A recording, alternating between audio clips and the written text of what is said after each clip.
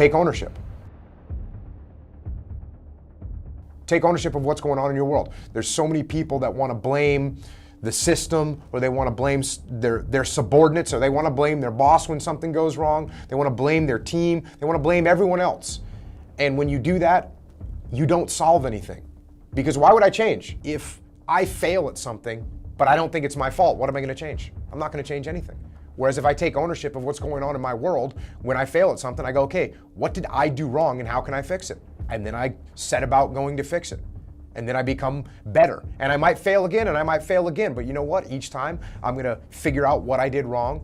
I'm going to take ownership of those problems and mistakes that I made. I'm going to figure out what the solutions are to those problems, and then I'm going to implement those solutions.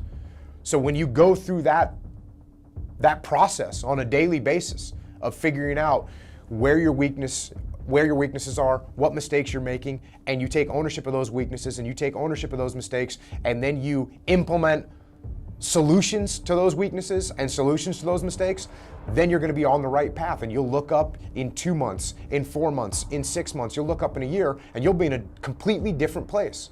And it all starts with you saying, you know what? I'm going to take ownership of what's going on in my world. When you do that, your world will change.